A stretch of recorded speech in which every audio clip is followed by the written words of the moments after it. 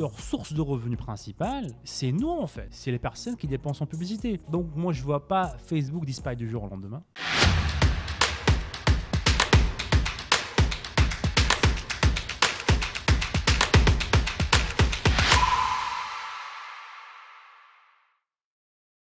Facebook Ads semble être l'enfer pour la plupart, même les plus expérimentés d'entre vous. Ouais, on va passer les questions au final, les gars. Blocage, difficulté de cibler, va-t-on bientôt voir un abandon massif pour cette plateforme? Alors je suis parle de Facebook Ads, donc c'est une question de Jérémy. pas devin. J'évite encore une fois les prédictions de il va se passer ci, il va se passer ça, parce qu'on se rend vite compte que personne ne sait ce qui va se passer. C'est la même chose en bourse ou je sais pas quoi.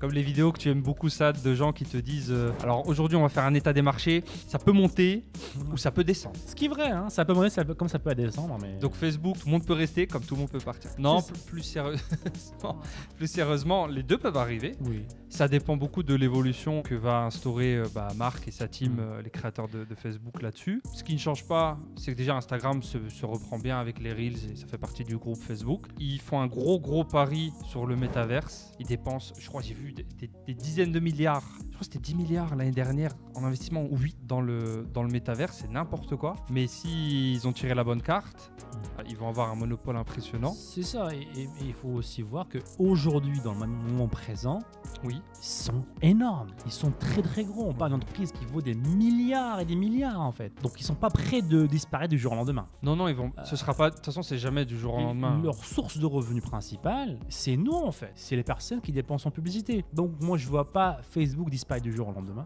Parce qu'ils sont beaucoup trop gros, beaucoup trop grands pour que ça se passe comme ça en fait. Mais c'est sûr que TikTok a fait bouger la fourmilière, ce qui est bien pour nous sur le long terme. Il y a de la concurrence. Parce qu'ils étaient confortables, c'est ça. Facebook ont très longtemps été confortables à bloquer, machin, si ça. Là, on voit que, en tout cas de mon côté, c'est un peu plus réactif, ça bouge un peu plus, ça communique plus. J'ai beaucoup plus de propositions de rendez-vous d'experts Facebook, machin. J'ai beaucoup plus de réponses du SAV. Pour ce qui est du blocage, en général, il faut savoir ce que vous faites. Ça reste quand même très. C'est pas du tout l'enfer, honnêtement. Il y a des challenges. C'est beaucoup moins pire qu'à une époque où c'était vraiment le Far West. Ça s'est réouvert, clairement. Et aujourd'hui, alors qu'il est, on continue de faire des ROAS de 3, 4, 5 sur Facebook. Donc non, pas du tout. C'est pas l'enfer. Il faut faire attention à ce qu'on dit aussi. Après, si toi, à ton niveau, c'est un canal que tu n'arrives pas à faire décoller, ça peut valoir la peine de faire décoller d'autres canaux et d'utiliser par exemple Facebook en retargeting et en reciblage pour l'instant. Mais selon moi, arrivé à un moment, il faut avoir, ça c'est sur le moyen long terme, mais il faut prendre le jus de tous les canaux possibles. Que ce soit Facebook, TikTok, on commence bien sûr par les plus gros, Facebook, TikTok, Google. Mais voilà, faut être flexible aussi. C'est pas carré, c'est pas brut en fait. Ça va dépendre de ta niche, ça va dépendre de ta marque, ça va dépendre de tes produits. Où est-ce que je mets mon focus? Ouais. Et il y a aussi, voilà, moi j'aimerais. Aujourd'hui pour moi, Facebook reste toujours le premier. On est d'accord sur ça. Ouais, TikTok, ça, surtout si tu prends la France, le nombre d'utilisateurs la courbe est vraiment impressionnante, mais le volume est encore un peu plus faible. C'est ça. Hein. Donc aujourd'hui, Facebook est toujours le numéro 1. Donc, mais ça n'empêche pas en fait de s'intéresser aussi à d'autres plateformes. Il faut. C'est un petit peu comme le livre là,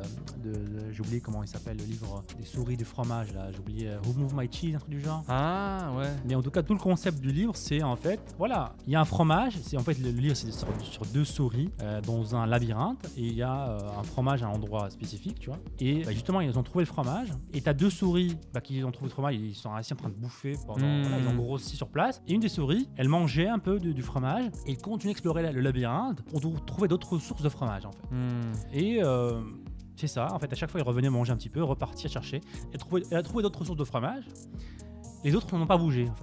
À un moment donné, ils ont fini le fromage, ils sont morts de faim en fait, parce qu'ils se trouvaient pas. Ils n'ont pas trouvé d'autres sources de fromage. Donc c'est pour ça un petit peu ce que vous devez faire aujourd'hui. Le fromage du Facebook marche toujours en 2022, mais ça n'empêche pas d'aller chercher d'autres sources de fromage pour les années à venir.